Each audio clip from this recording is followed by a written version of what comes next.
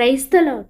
Christos ministry ఛానల్ను వీక్షిస్తున్న మీ అందరికీ క్రీస్తు యేసు పరిశుద్ధుని నామంలో మా ప్రత్యేకమైన వందనాలు, కృతజ్ఞతలు. పునరుత్థానుడైన యేసుక్రీస్తును గూర్చి ఈరోజు మనం దేవుని వాక్యానుసారం నేర్చుకుందాం. క్రైస్తవులకు ఉన్న ప్రత్యక్షత, ప్రభావము, నిరీక్షణ అంతా మరణం గెలిచి పునరుత్థానుడై తిరిగి లేచిన లోకరక్షకుడైన యేసుక్రీస్తే. ఎందుకంటే లోకారంభం మొదలుకొని ఈనాటి వరకు కూడా రాజులు, శూరులు, వీరులు, మహనీయులు, మతస్థాపకులు, నాయకులు మరణం ద్వారా తిరిగి రాలేని లోకానికి వెళ్ళిపోయారు.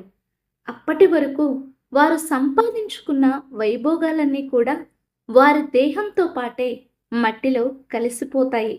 కానీ రక్షకుడు, పరిశుద్ధుడు, పునరుత్థానుడైన యేసుక్రీస్తునందు విశ్వాసముంచిన వారు మాత్రమే పునరుత్థానము అంటే మరణాన్ని సహితము గెలిచి తిరిగి లేస్తామని నమ్ముతారు.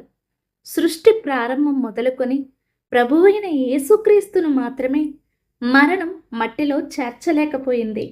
యేసుక్రీస్తును సిలువలో వ్రేలాడదీసి ఆయన సమాధికి ముద్ర వేసి రోమా సామ్రాజ్య అధికారులు సహితం సైనికులను ఆయన సమాధికి కావలిగా ఉంచారు. గాని సమాధిలో నుండి సర్వయుగములకు సజీవుడుగా ఆయన 3వ రోజు తిరిగి లేచాడు.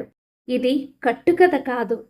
సిలువను గుచ్చిన వార్త నశించుచున్న వారికి వెరితనమే గాని రక్షింపబడుచున్న మనకు దేవుని శక్తి.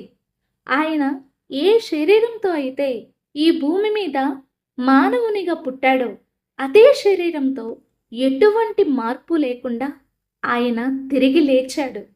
తండ్రి అయిన దేవుడు కొన్ని వేల సంవత్సరాలకు ముందే యేసుక్రీస్తు జనన మరణాలను గురించి ఆయన ప్రవక్తల ద్వారా లోకానికి తెలియజేశాడు. తాను సిలువ వేయబడతానని, 3వ రోజు తిరిగి లేస్తానని రక్షకుడైన యేసుక్రీస్తు కూడా ముందుగానే చెప్పారు. కావలివారు ముద్రించిన సమాధిని ఛేదించుకుని యేసుక్రీస్తు మరణాన్ని జయించి తిరిగి లేచాడన్నది ఒక కట్టుకథ అని ఎంతోమంది నిరూపించాలని చూశారు. కానీ అలా చేయాలనుకున్న వారు ఘోరంగా ఓడిపోయారు. ఎలాగంటే తిరిగి లేచిన యేసుక్రీస్తును అనేకులు చూశారు.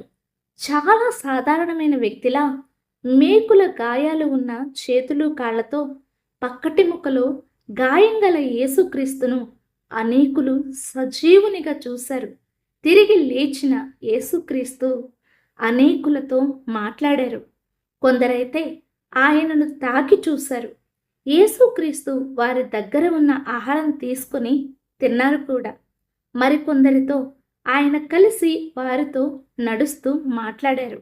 చేపలు పట్టడానికి వెళ్ళిన శిష్యులకు ఆయన ఆహారం సిద్ధం చేసి వారిని పిలిచి వారితో కలిసి ఆ భోజనాన్ని భుజించారు.